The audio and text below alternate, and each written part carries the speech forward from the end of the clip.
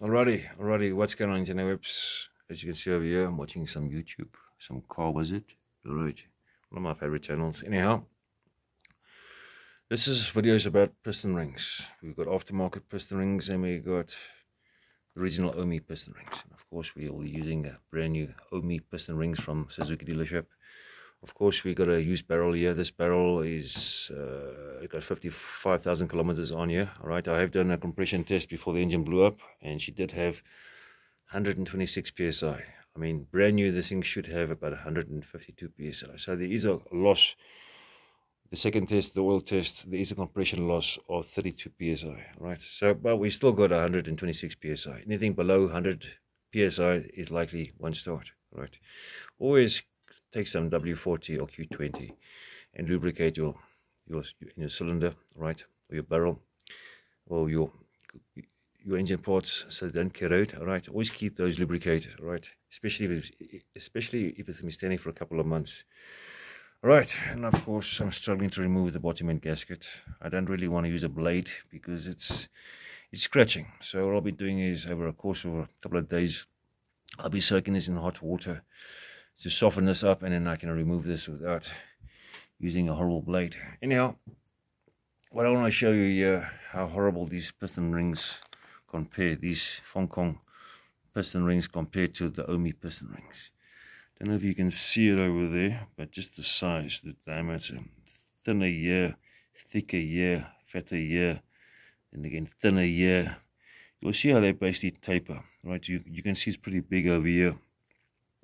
Then over here starts to get narrow over here, and then over here it gets horribly thin over here and thicker here. So these things are all over the bloody place, right? So you basically got your oil rings, right? Let's see, where's the other one? There should be three of them. There's those two. Those are the oil rings, right? This one over here is a top ring. This is the bottom ring. This is the compression ring. This is the scraper ring, but it also acts as a backup compression ring for the top ring. You'll see that these markings on there. I always suggest that you use a magnifying glass just to see the markings. Those markings always show the top. Let's just quickly open this box over here and I want to show you what I'm talking about. Put the video on pause.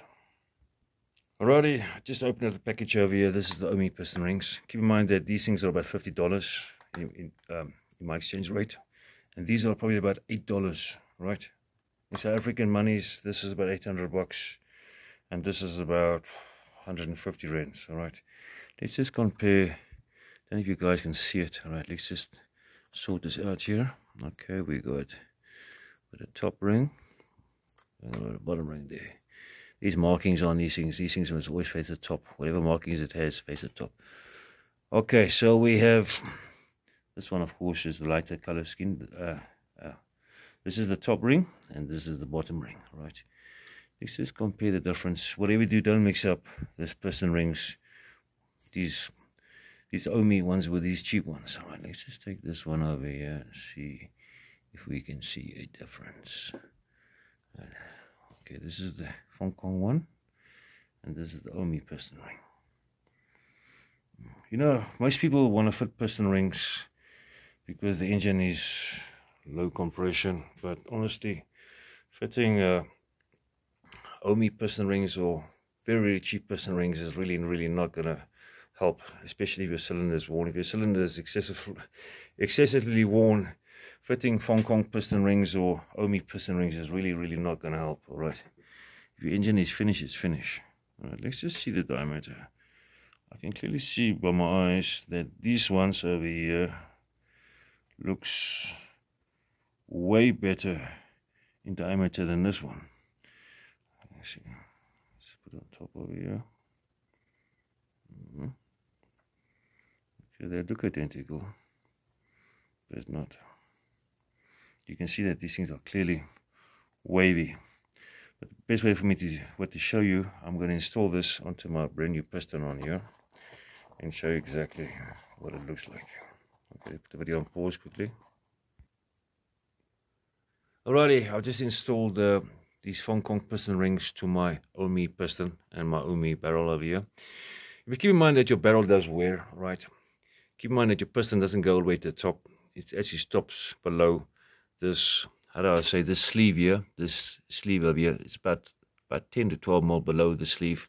But the truest part of this sleeve is right at the top. All right. Don't know if you can see it over there. Let's just put the light on here. Don't know if you can see it over there. You can clearly see there's a gap there. I can pull up my feeler gauges right now and show you exactly what I'm saying. I don't see it there. The gap to me, if I'm standing over here, it's very tight here and it's very big over here. All right. So what it's doing is, these piston rings are not very, very true in the circumference. So what it's doing is, it's pushing up one way or another, how do I say, tight against the wall. It's not really centralizing the piston. The whole idea with these piston rings, these o.e.m piston rings and o.e.m piston and o.e.m barrel, is to centralize the barrel, the piston with the barrel, right? So it can run smooth and without destroying your circumference of your piston, right? Because this is basically going to speed up the process. My problem with this is basically going to speed up the process of destroying your barrel, all right? If you're going to be using these piston rings, I'm telling you now, you should probably get about 8,000 to 9,000 kilometers before this thing starts using a shitload of oil and losing a shitload of compression, all right?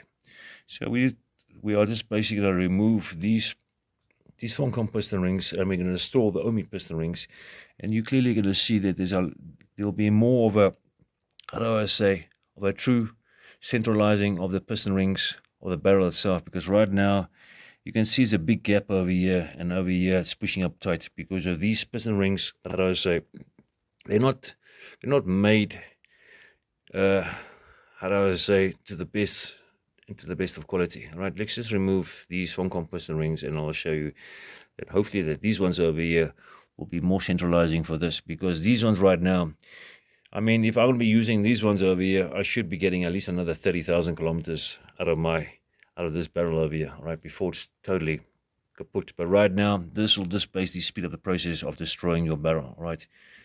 Okay, put the video on pause quickly, remove this.